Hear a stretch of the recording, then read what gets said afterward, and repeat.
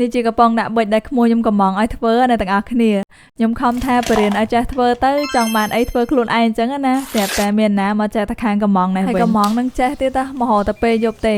ព្រោះមកនឹងចង់មកដេកពុកផងណាមួយមកដេកជាមួយខ្ញុំដើម្បីលួងខ្ញុំខ្លាចខ្ញុំអត់ធ្វើឲ្យហើយខ្ញុំវិញអូខេតែរហូតនឹងឯងឲ្យតែក្មួយចង់បានស្មានណាក៏ធ្វើឲ្យដែរអញ្ចឹងកំប៉ុងដាក់ប៊ិចនេះរបស់គោលដែលយើងត្រូវការដំបូងគេគឺកំប៉ុងទឹកដោះគោនៅទាំងអស់គ្នាហើយបន្តមកទៀតគឺខ្សែដើម្បីរុំជុំវិញកំប៉ុងទឹកដោះគោនឹងឯងកំប៉ុងនេះខ្ញុំបានលាបថ្នាំទម្លាប់នៅខាងក្នុងប៉ុន្តែបើអ្នកទាំងអស់គ្នាអត់មានទេមិនបាច់លាបក៏បានដែរគ្រាន់ថាយើងអត់លាបអញ្ចឹងប្រើយូរទៅវាឡើងច្រេះមករុំខ្សែគឺយើងចាប់ផ្ដើមរុំពីបាតឡើងមកហើយកន្លែងបាតហ្នឹងខ្ញុំប្រើជាប្រភេទកៅទៀនប៉ុន្តែមកដល់លើនេះគឺខ្ញុំប្រើស្គុតមុខពីរព្រោះថាពេលដែលយើងរុំប្រើស្គុតមុខពីរអញ្ចឹងវាលឿនជាង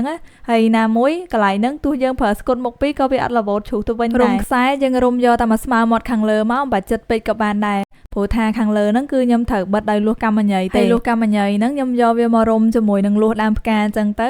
ហើយបន្ទាប់ពីរុំហើយយើងតែងវាមកវិញបន្តិចមកដើម្បីកុំឲ្យវាណែនពេកអញ្ចឹងណាឃើញដកឃ្លាអញ្ចឹងទៅមើលទៅឃើញស្អាតបន្ទាប់មកយើងយកលួសដែលយើងរុំមិញហ្នឹងយកវាមកបិទនៅវងមាត់ខាងលើហើយយើងបិទនេះយើងបិទទាំងខាងក្នុងនិងទាំងខាងក្រៅណាទាំងអស់គ្នាប៉ុន្តែពេលបិទហ្នឹងយើងបិទយកតែមកស្មើខ្សែពណ៌លឿងហ្នឹងមកបានហើយព្រោះថានៅពីលើខ្សែពណ៌លឿងហ្នឹងយើងត្រូវបិទលួសអញ្ចឹងដែរប៉ុន្តែបិទពណ៌បៃតងផ្កាម៉ាតងធំដែលខ្ញុំដាក់នៅពីក្រោយកំប៉ុងដាក់ប៊ិចហ្នឹងគឺខ្ញុំធ្វើជាផ្កាឈូករ័ត្នណាទាំងអស់គ្នាអញ្ចឹងយើងគ្រាន់តែយកលួសកម្មញ័យមកកាត់ជាពីរហើយយកពីរកណាត់មកយកមកលមូលដូចខ្ញុំធ្វើអញ្ចឹងមកហើយចាប់លួសទាំង4តសៃនឹងឲ្យស្របគ្នា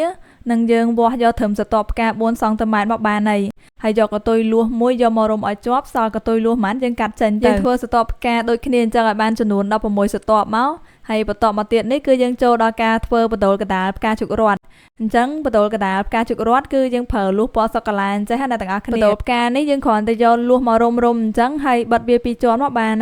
ហើយចូលដល់ការបិទស្រទាប់ផ្កានេះស្រទាប់ទី1យើងបិទអញ្ចឹងហើយស្រទាប់មួយទៀតយើងបិទឲ្យទល់គ្នាអញ្ចឹងណាទាំងអស់គ្នាហើយស្រទាប់បន្ទាប់ទៀតយើងត្រូវបិទវាឲ្យទល់គ្នាអញ្ចឹងមកយើងបិទអញ្ចឹងស្រទាប់ផ្កាដែលយើងបិទចេញមកគឺឃើញស្មើស្អាតចូលមកដល់ការធ្វើស្លឹកក្រោមផ្កាឬក៏ហៅថាសណ្ដងផ្កានឹងឯងអ្នកទាំងអស់គ្នាអញ្ចឹងកន្លែងហ្នឹងយកលួសពីតសៃមកតគ្នាហើយយកវាមករុំនឹងអីក៏បានដែរឲ្យតែមូលអាឡូងយើងស្រួលហូតចេញបានណាហើយយើងរុំចំនួន8ជុំហ្នឹងគឺយើងធ្វើចេញមកស្មើនឹង8ស្រទាប់កន្លែងហ្នឹងស្រួលបំផុតតែបើអ្នកធ្លាប់មើលវីដេអូចាស់ព្រោះថាមិនថាផ្កាក៏ដោយអីក៏ដោយភាគច្រើនគឺធ្វើតម្រង់ដូចគ្នានឹងឯងហើយយើងពុតស្រទាប់មួយហ្នឹងឲ្យវារៀងកោងឲ្យចាញ់រៀងតិចមកហើយកតុយដែលនៅសល់នេះយើងកាត់ចេញទៅ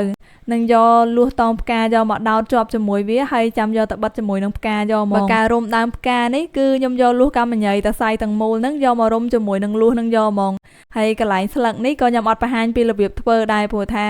របៀបកាច់ស្លឹកហ្នឹងគឺដូចរបៀបកាច់ស្រទាប់ផ្កាមិនដែរទេអញ្ចឹងដើមផ្កាផ្សេងកំប៉ុងដាក់ប៊ិចផ្សេងហើយយើងគ្រាន់តែយកផ្កាមកបិទភ្ជាប់ជាមួយនឹងកំប៉ុងដាក់ប៊ិចយើងនឹងមកកុំឲ្យឆ្លាស់ពេកណាអ្នកទាំងអស់គ្នាអញ្ចឹងជុំវិញកំប៉ុងនេះខ្ញុំបានបន្ថែមជាមួយនឹងផ្កាតូចអញ្ចឹងទៀតហើយរបៀបធ្វើវាគឺដូចរបៀបធ្វើសណ្ដងផ្កាដែរអ្នកទាំងអស់គ្នាអញ្ចឹងអាចធ្វើតាមនឹងមកយើងគ្រាន់តែបន្ថែមបន្ទោលផ្កាជាមួយនឹងដើមផ្កាទេបើស្លឹកវិញខ្ញុំប្រើលួសមកតសៃអញ្ចឹងហ្មងហើយកាត់ចុងវាឲ្យស្រួចនិងពេលបិទយើងពុតវាឲ្យកោងតិចមកហើយដល់ពេលបិទហើយមើលទៅរបៀបដូចស្មៅនេះជុំវិញធោអញ្ចឹងហើយនៅខាងក្រោមនេះបិទលួសកម្មញ័យកាញ់ហ្នឹងតាមមកជុំមកទៀតមកគឺរួចហើយធ្វើឲ្យឃើញដូចអីដែលគេចង់បានសុបាយចិត្តហ្មងព្រោះថាកំប៉ុងដាក់ប៊ិចនេះខ្ញុំធ្វើឲ្យក្មួយប្រើទៅទាំងស្រស់ស្រាយគឺថាមានទាំងកន្លែងដាក់លវាស់ហើយមានទាំងផ្កាឲ្យមើលនៅនឹងស្រាប់ទៀតងាកមកខ្ញុំវិញអាយុទំពាក់កដាល5ទេប៉ុន្តែយ៉ាដល់កយអង្គុយធ្វើការយូរអត់កើតហ្មងចុកចកេះចុកខ្នងហើយដល់ពេលធ្វើការល្វើយអញ្ចឹងគេយប់ក៏ពិបាកដែរប៉ុន្តែតាំងពីខ្ញុំប្រើពុកសុខភាពយ៉ាស៊ីឡានមកគឺដោះស្រាយបញ្ហាដែលខ្ញុំមានបានទាំងអស់ហ្មងយ៉ាស៊ីឡានគឺជាផលិតផលនៅក្នុងស្រុក